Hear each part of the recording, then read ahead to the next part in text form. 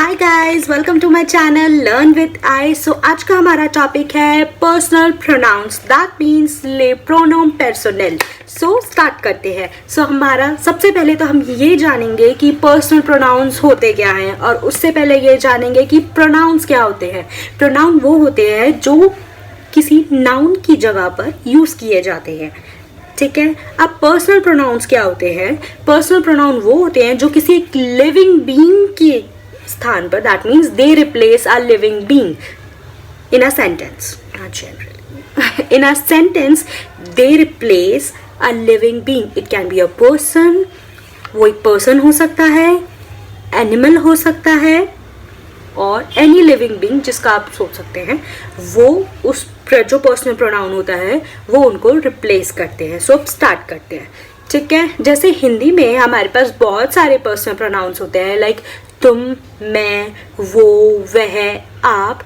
English में भी हमारे पास बहुत सारे होते हैं, like you, me, he, she, they. उसी तरीके से हमारे पास फ्रेंच में भी पर्सनल प्रोनाउंस होते हैं। सो आज हम उनके बारे में सीखेंगे। सो स्टार्ट करते हैं। सबसे पहला प्रोनाउन होता है, आप स्क्रीन पर इनकी स्पेलिंग देख सकते हैं, य।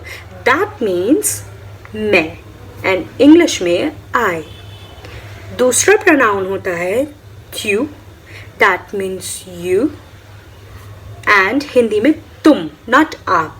अब ऐसा क्यों? बिकॉज जो यू होता है वो हमारा इनफॉर्मल कॉन्वर्जेशन में यूज होता है फॉर, आप कह सकते हैं कि आपके फ्रेंड्स के लिए यूज हो सकता है, या फिर आपसे छोटों के लिए यूज हो सकता है, ठीक है। ये फॉर्मल नहीं होता, सो इसके लिए नहीं यूज होता ये, ठीक है। फिर तीसरा आता है हमारे पास इल, that means he in English. ये किसी एक मेल को रिप्रेजेंट करने के लिए, that means a masculine being को रिप्रेजेंट करता है। It can be animal, it can be human, okay. फिर हमारे पास आता है एल। उसी तरीके से एल भी फेमिनिन को डिनोट करता है, like feminine being, it can be animal और अ पर्सन, ओके। सो फिर आता है हमारे पास नू, दैट मीन्स नू का मतलब क्या होता है? हम, एंड इंग्लिश में वी। दैट मीन्स नू is a plural pronoun that जो कि एक बहुत सारे लोगों को डिनोट करता है, या एनिमल्स को, लाइक एक कम्युनिटी को डिनोट करता है, नू। फिर आता है वो।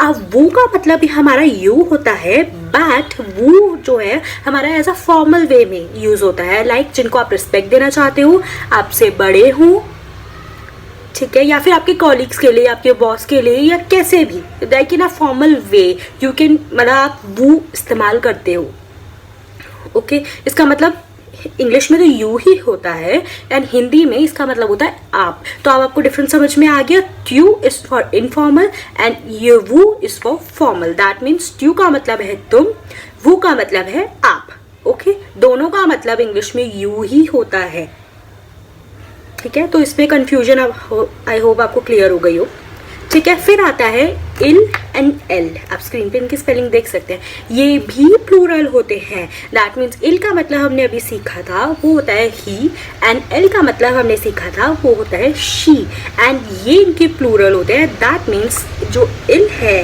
प्लूरल सेंस में, वो डिनोट करेगा एक मेल कम्युनिटी को, एंड जो एल है प्लूरल सेंस में, वो डिनोट करेगा एक फीमेल कम्युनिटी को।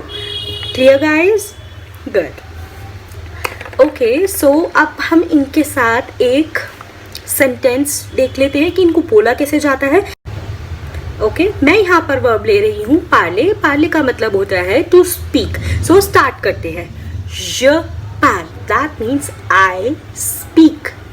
फिर आता है tu parles, that means you speak. फिर आता है il parle, that means he speaks. फिर आता है elle parle, that means she speaks.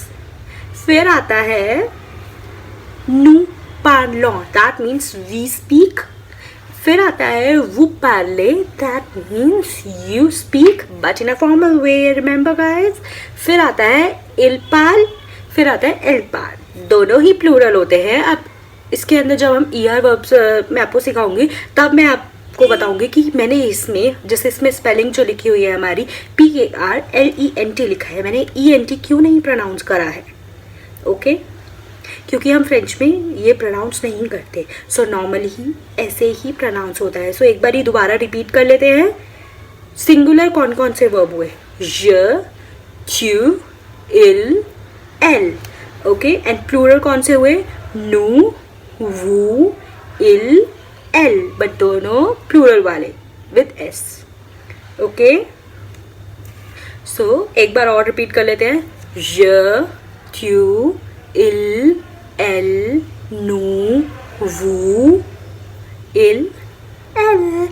Bravo guys, and you can practice several exercises on this so that आप इन पे ना बहुत सारी exercises practice कर लीजिए so that आपको इनका order याद रहे। और आपको इनका order इसलिए याद रखना ज़रूरी है because हम जब conjugate करेंगे verbs को, because उसके sense में ही करते हैं। अगर आपको इनका order याद नहीं होगा तो आप इनको conjugate करने में आपको दिक्कत आएगी। So it's better you learn it in a order. Okay, so to conclude this video, let me just repeat it one more time. All the personal pronouns, that means je, tu, il, el, nu, vu, il, el. Okay guys, so let's wrap this video, and if you like this video, make sure you hit the like button and subscribe to my channel for more videos. So stay tuned guys, bye.